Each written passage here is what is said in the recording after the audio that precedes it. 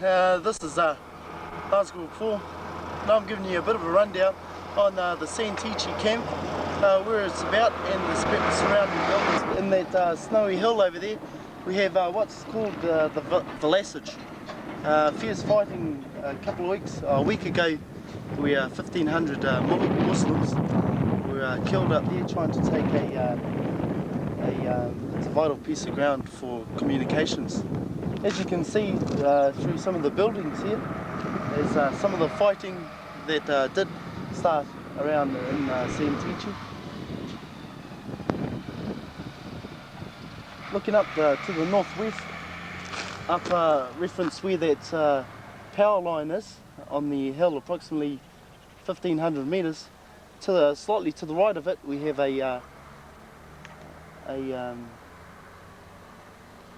an OP up on the hill where the antenna is. Just to the right, approximately 1,500 metres, we have a OP, a Muslim OP, overlooking the whole area.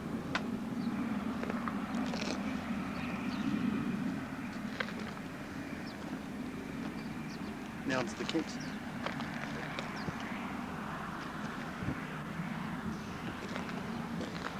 Okay, walking towards the camp.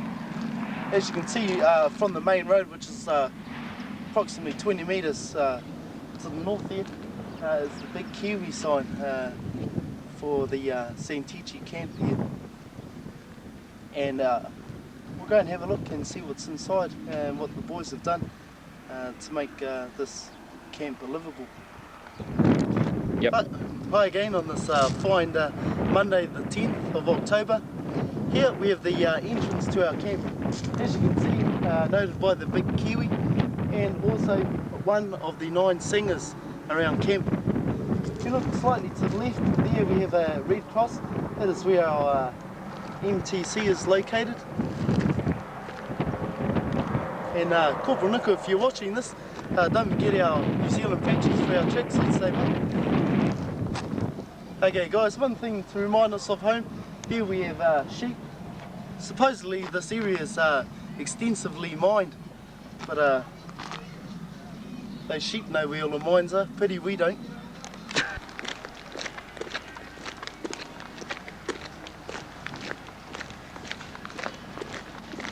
You can send that tape away as soon as you can to.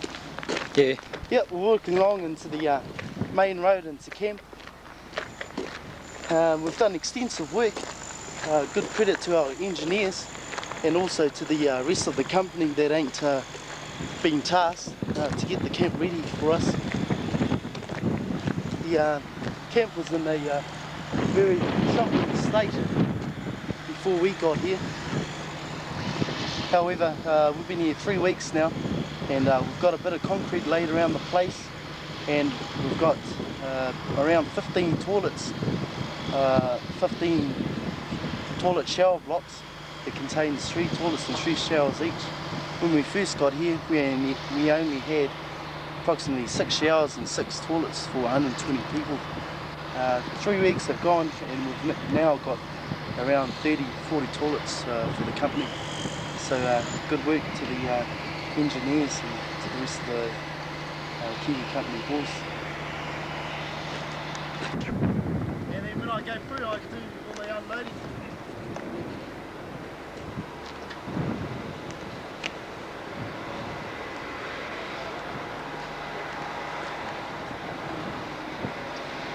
Okay, we're now at the main entrance to the camp. As you can see, we're not the only people here. We have Dutch, and we used to have the Belgians here as well. They're doing the fair share of duties, camp picket and so on and so on. This is what should happen when you come into camp.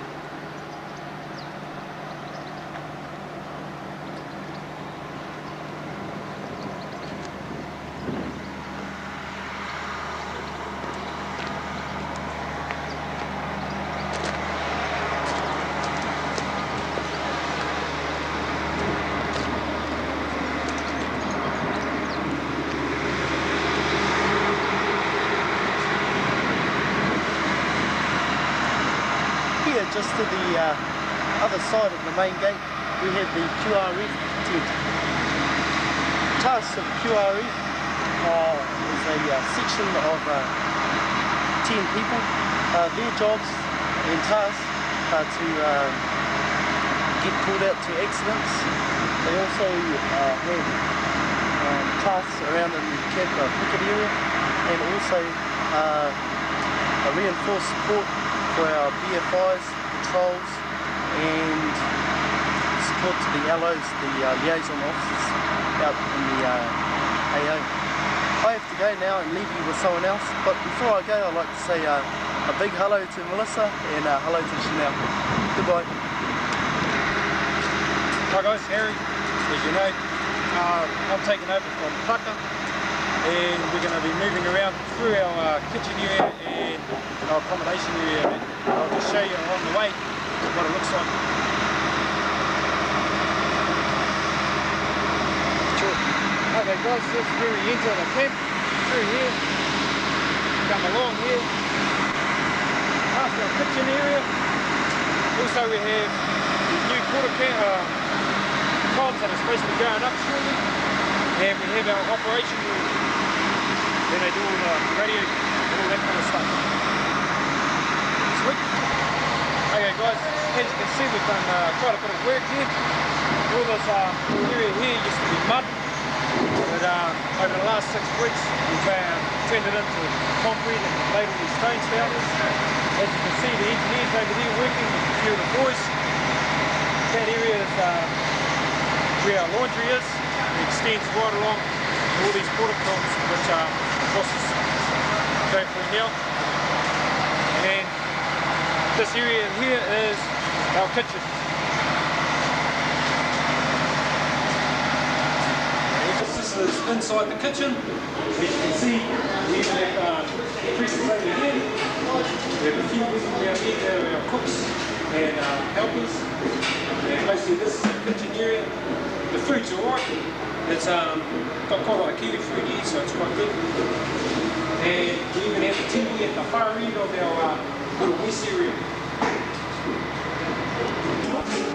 Okay, here we have a couple of cooks trying to do something or something.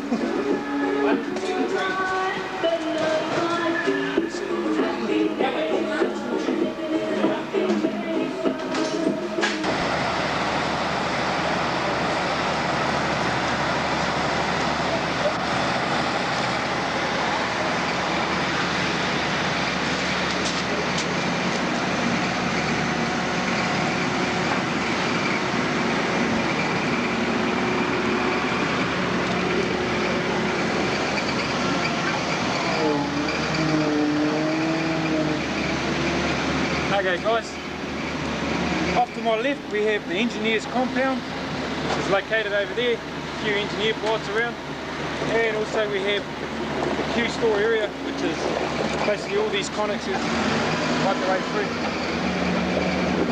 Now we'll move on towards our accommodation area, which is where the boss is pointing at the moment.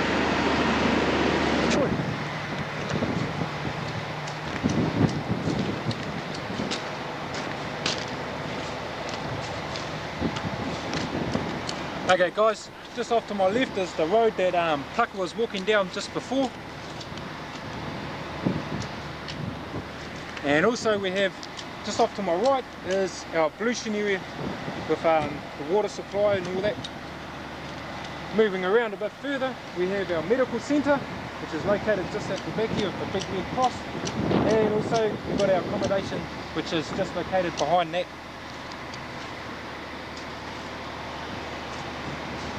Choice.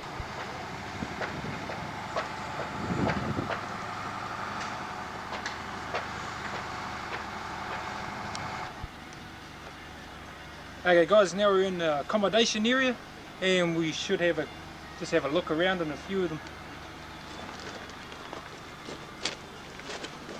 Oh. Excuse me.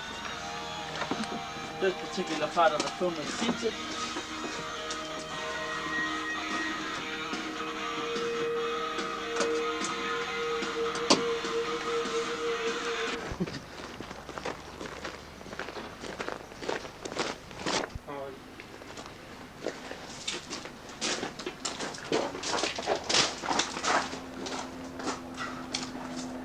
Okay guys, this is our weight training room. I didn't actually know it was here until the boss said it was. And basically it's so you can get some more muscles. Okay guys, as you can see from here, this is all of Kiwi Company's area. And then where those planks of wood is where the Dutch actually start their accommodation. A bit further down the back there, you can see the white tent cement. That is the Belgians area. And further on beyond that is where the transport park the armoured vehicles.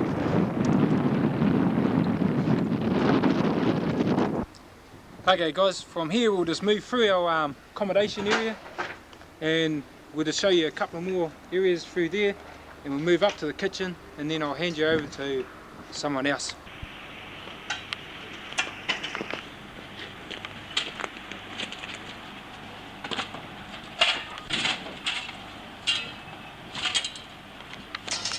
Okay guys, this is Nora's room. As you can see, he's done quite a bit of work on his little playhouse. He's been working quite hard.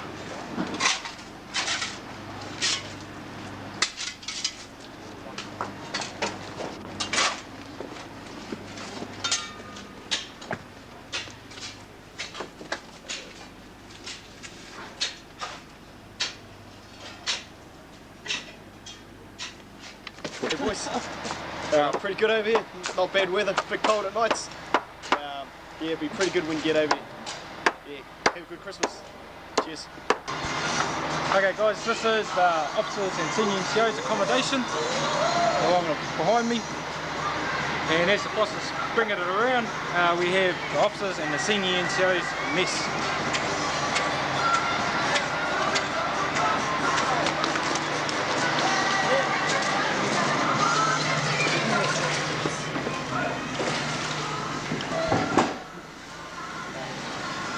And yes, it is still being built, and no LO1 has not been put up yet.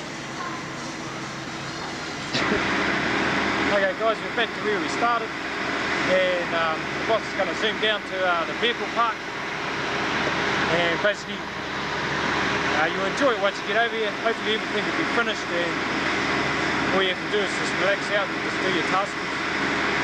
Come on Harry, stick out. Sure.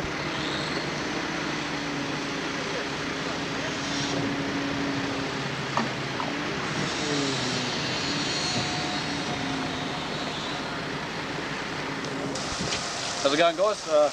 This is the vehicle here, Big Beast. Seen? Yep. Just at the wash point, and weather's not too bad as you can see, but it's going to be shitty soon. Yeah. How's it going, Johnny? Yep. Sure. Well, I guess it's about my turn to speak. I'm not going to get in front of the camera because I'll probably look silly. This is the Dutch area where the Dutch transport park is, and their big portable workshop area, all their trucks lined up. Their job here is to transport stores, humanitarian aid and other equipment through to their Dutch battalion in Srebrenica. We share the camp with them, and they do camp security on a 1 every 3 day basis. They're pretty good soldiers. We are on walking cam again, this time going down towards the vehicle park, which is right at the opposite end of camp. These are the Dutch, the Belgian vehicles, M114. They call it the Armoured Infantry Fighting Vehicle. That's the FMC turret, one of the options that we're looking at for an upgrade if they ever do it.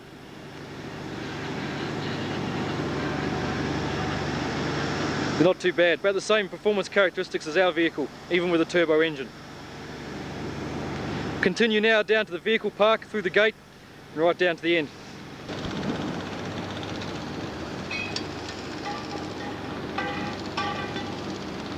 That big white tent in the distance is the workshop. As usual, they've already made an empire out of themselves and are covered in stores. They're doing a pretty good job though. Across here to our left we see the beginning of our vehicle park and all our 113s.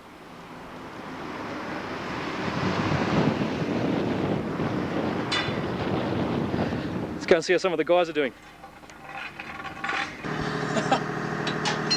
That's all I want to say. Anything else to see? How's it felt? Here we are, the big boss. Arnie, Willie, there's Mac over here. Look at him, he's got a daisy grin on his face. And that's it.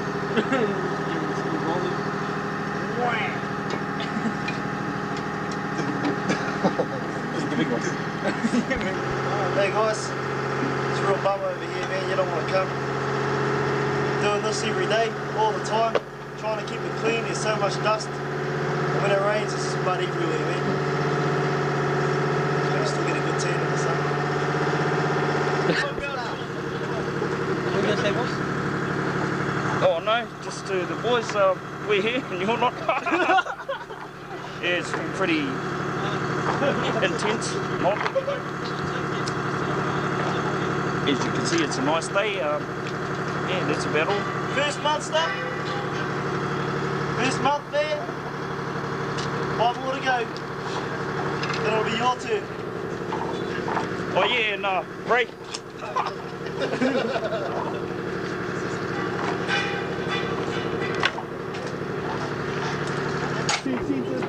Well, as you can see, the weather's quite fine here. Very typical. This morning it was probably about as cold as the coldest day in winter in my area.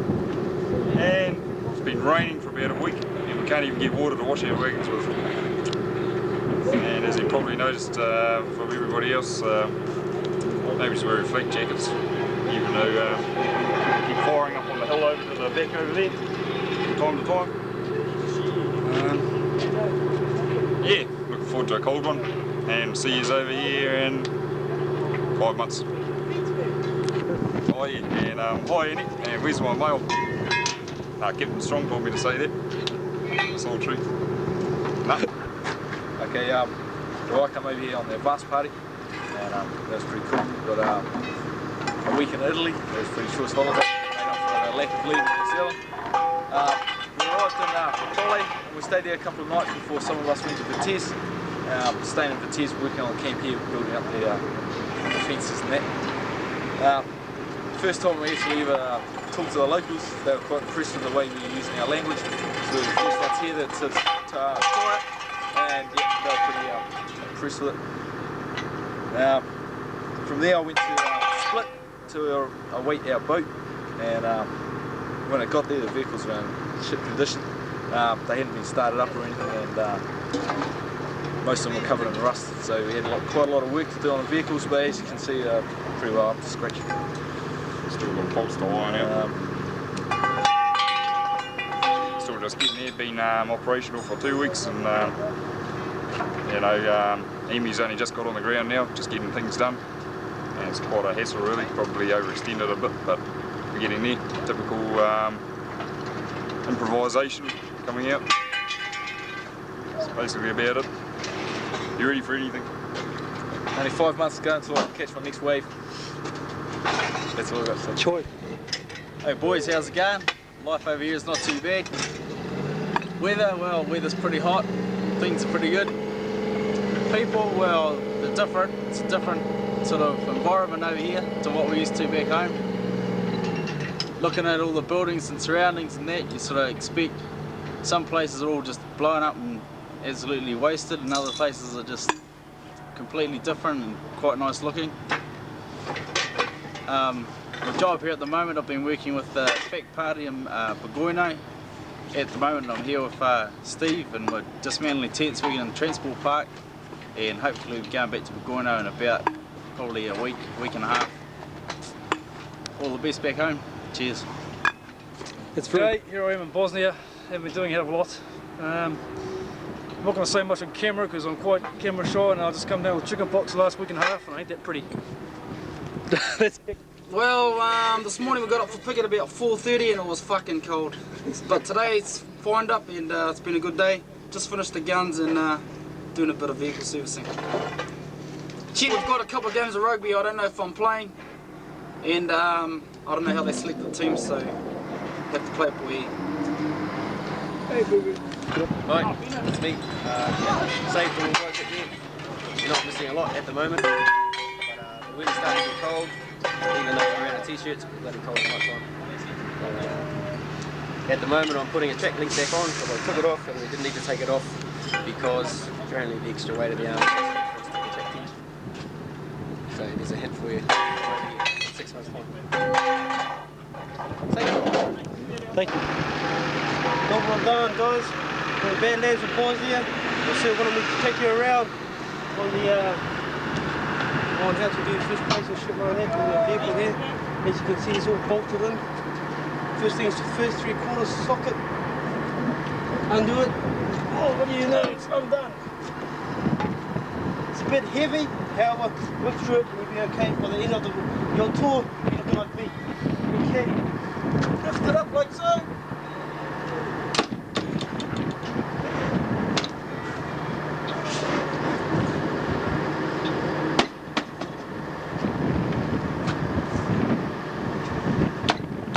Really sucks. Okay, once again.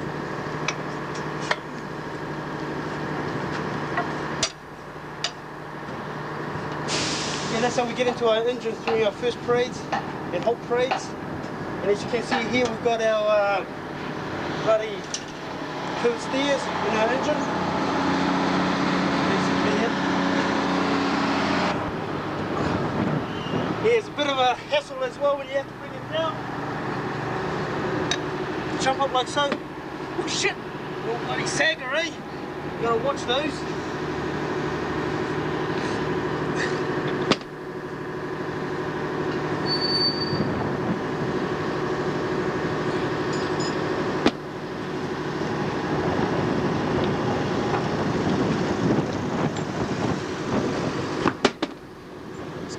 That's how you bring it down. Bit of a hassle, but it has to be done. Cheers. The work's really hard, flat out. Most of the workshop boys are making heaps of perks for their rooms. That's about it really. Hope you guys have a good Christmas and we'll see you back in March hopefully.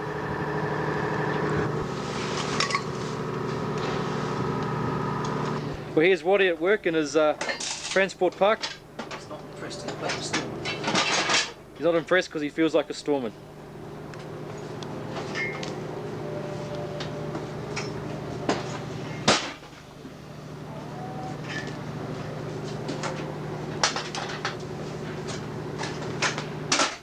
Cheers. G'day, well as you can see we're here in Santici. Me and Sergeant Casey are just working on a Land Rover at the moment. We're just trying to combat this cold start problem. Hope you guys have a good Christmas and a Happy New Year. See you next year. So it's obviously the workshop area.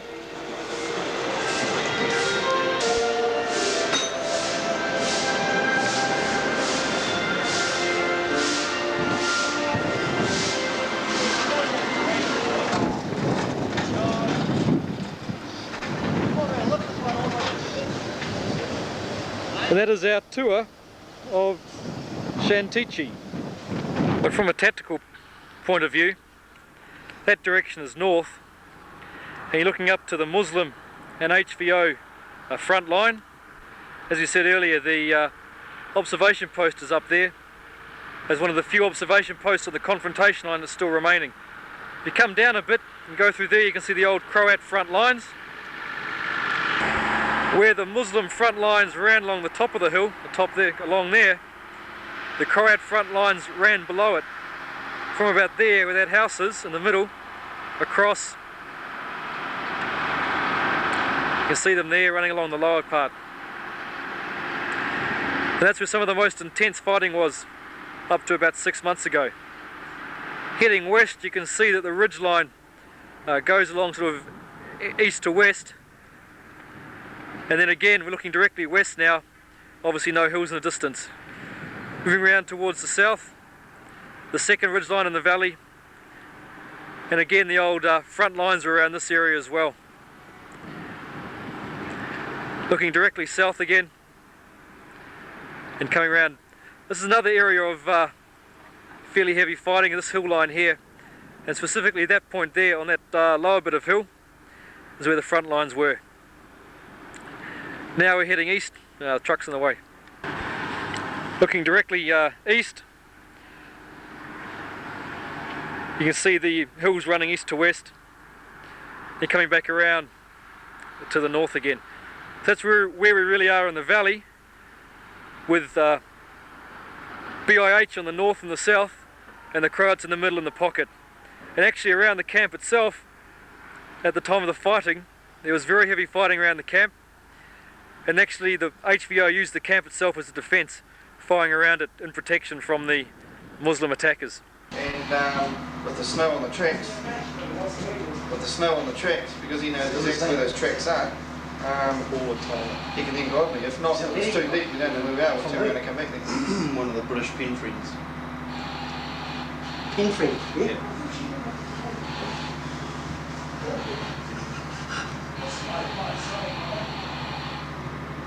That is revolting. Fuck, I should have said, please don't send another photo. Hey, stop sniffing my letters. You've no idea what you're doing. See, there you go. Alright.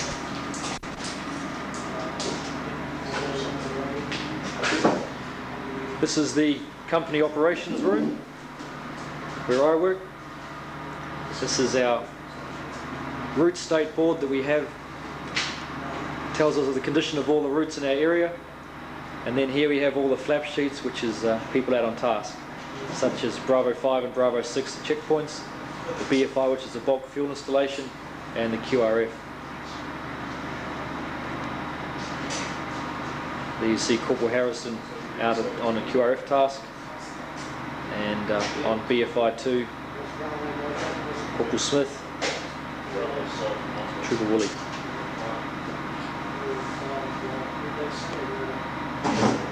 Come around to see Captain Crumpet, which is our favourite poster.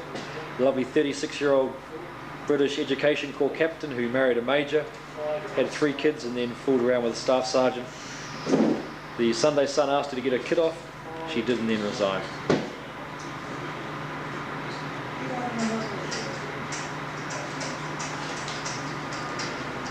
This is my desk, where Sergeant Nicholl is working at the moment. McFarlane, sir. McFarlane, my apologies.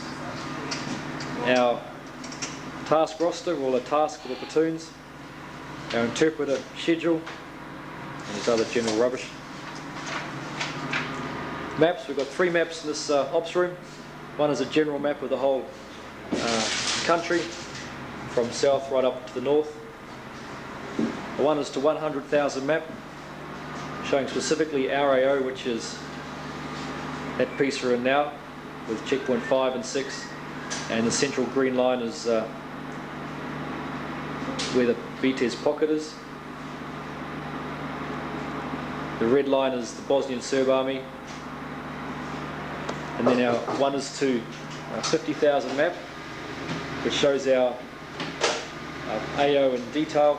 Again, you can see now we've divided into 4 platoon areas, 7, 8 and 9 platoon, and support platoon. And the flag there obviously represents where we're located.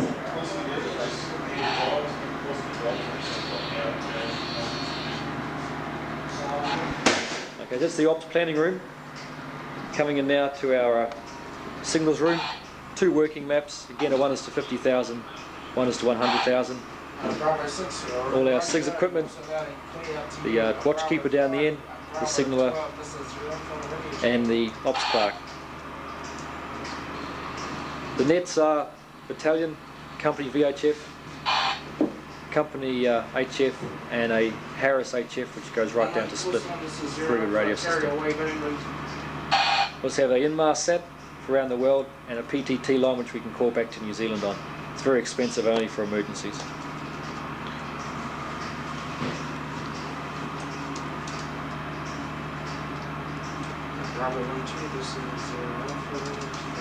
The ops officer's mug. All our files.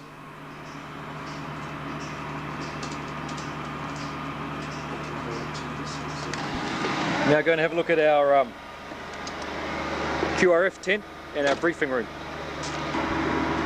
Just a very simple briefing room, lots of chairs, all that kind of stuff, in case you're interested.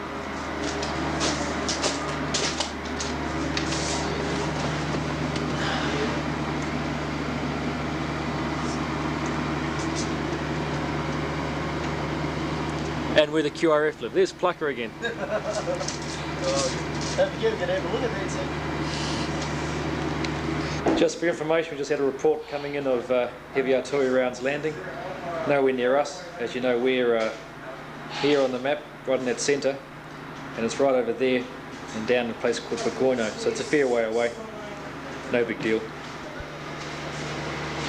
What we're doing this morning is taking up a two-vehicle APC patrol up to an area known as BN5, which is an active weapon site.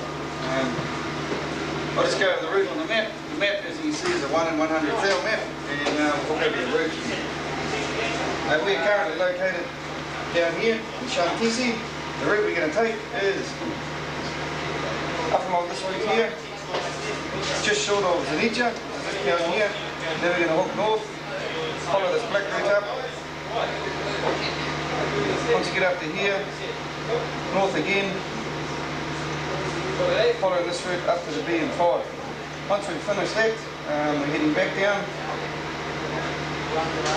down this route here, and then back down the home plate. Points to note from here, the red line is the confrontation line.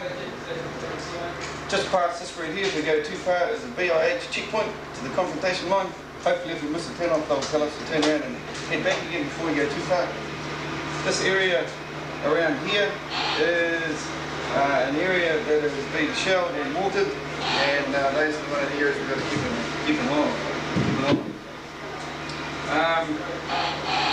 Another task we're doing while we're up there, apart from checking to make sure there's no fresh diggings or to ensure that people aren't occupying the active weapon site again, is checking for communication dead spots along the way. In which once we get back, we'll start building up a picture of by overlays the areas of communication dead spots. We have no problems as we continue through our tasks. The tracks we're going to be going on, or roads that we're going to be using, they range from 2-lane roads, the area in which the vehicle on APC has no problems at all. However, on the route that we're coming back through Barbo 3, the route is only carrier wide, and this is where we start having problems with the local civilians lining up behind you and tooting and having a helibag, in which case we have to politely wave and continue on in a merry way. Thus ends the brief thus ends my brief to you of our task which we're going to continue with.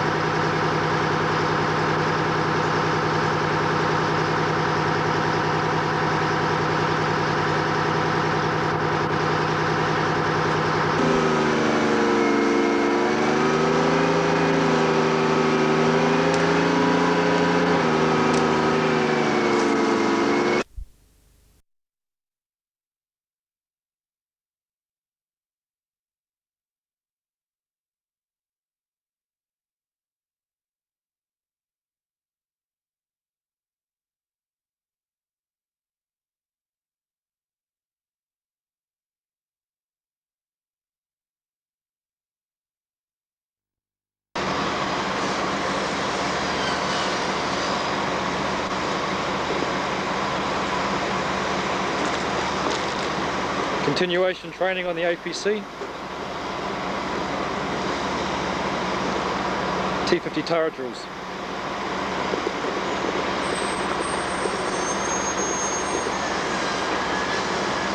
It's a quick reaction force location.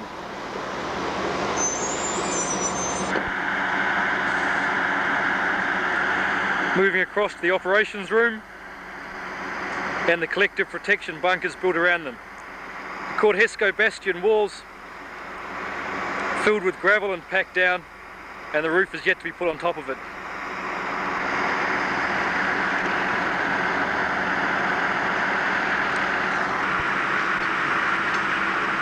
Fairly simple design.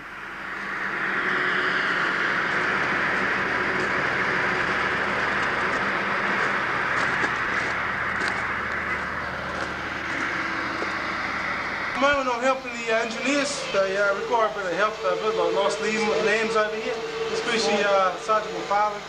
Bit of a lost fella, but I'm helping them out. Camp's not too bad. I've done a lot of work over here on engineers and it's quite comfortable. When you guys get over here, I think you'll be quite happy with it, especially when the sun gets out.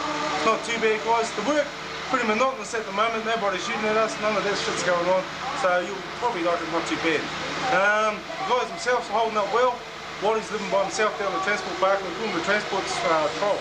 But he's quite happy too, which is strange for Waddy.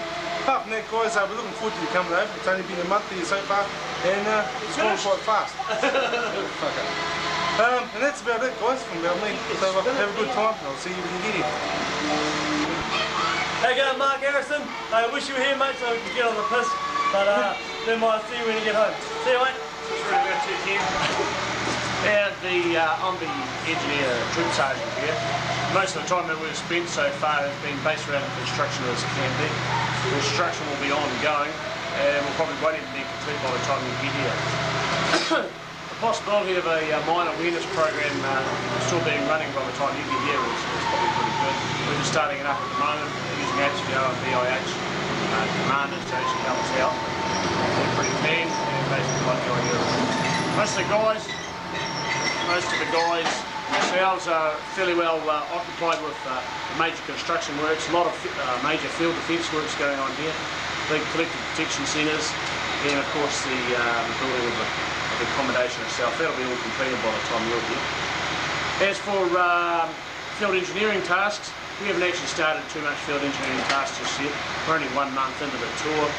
Done a little bit of having a look at some of the minefields out there, picked up the odd mine, and we'll be looking at minefield marking and recording in the next couple of weeks. That'll be an ongoing task with a lot of support from the infantry guys, both protection parties, and someone's got to carry the pickets, someone's got to put the wire out, and we're going to, all we do is get accredited. Other than that, the job's pretty much construction orientated at the moment. We expect that to change though. By the time you get here, you'll be full swing into field engineering tasks, right through from bridge building, more minefield marking. If the bombs let up a little bit, we might be doing a little bit of minefield clearance. But other than that, there'll be field defences and a bit of everything really. Cheers.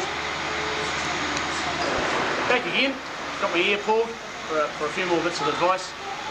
Working with the UN. The UN itself is a big conglomerate and we have a lot of problems working with them.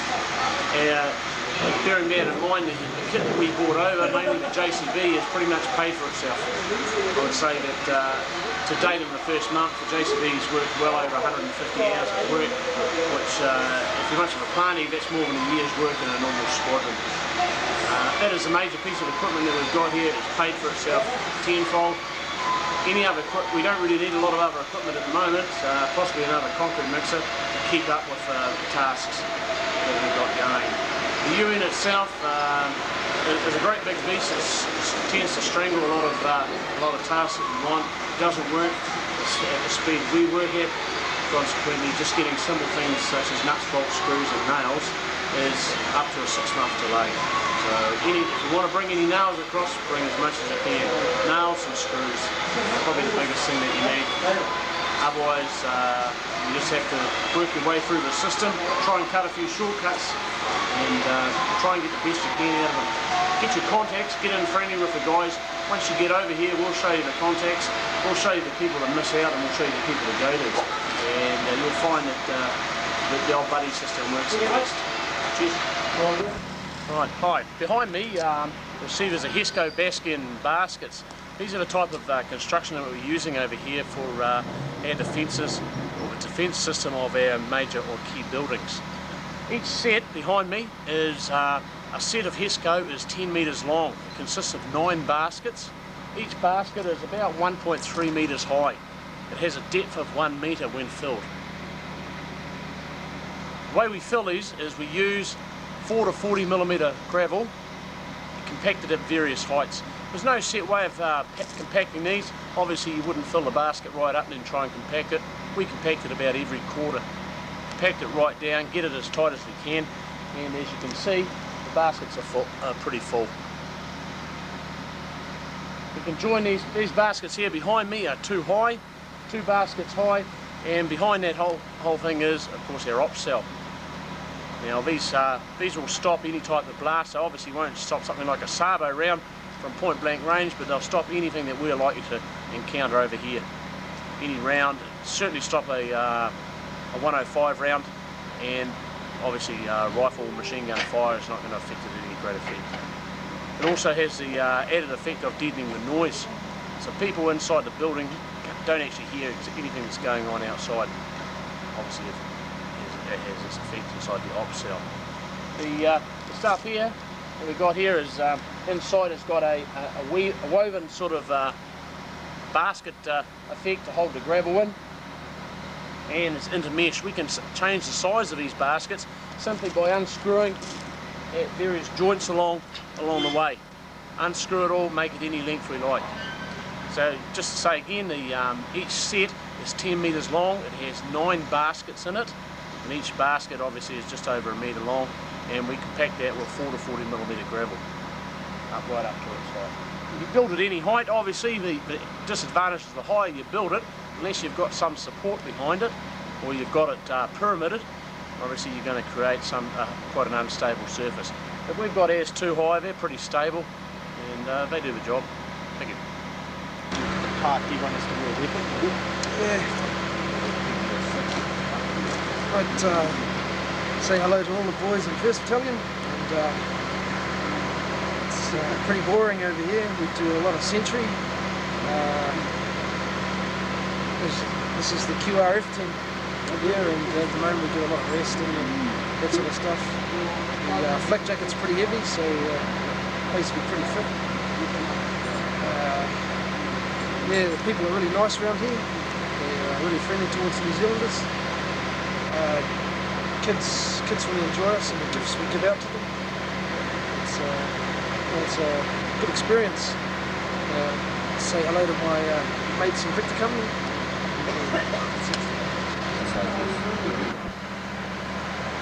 I'd firstly like to say hello to all the guys back home in 1 Battalion, and from a section commander's point of view, I'd just like to say a few things so you know what you're getting yourselves into if you happen to come across on the other rotations. Firstly, administratively, it's been quite easy. The guys have settled in pretty well and seem to have no problems whatsoever with the admin. Apart from equipment, seem to have a problem with our equipment being the wet weather kit hasn't arrived yet, our boots haven't arrived, and winter seems to be on its way. The tasks themselves are pretty straightforward. You either have a checkpoint site in which you monitor the local police factions, they man it, or you go to the bulk fuel installation where we provide security for the bulk fuel in the whole of Ripland, I believe.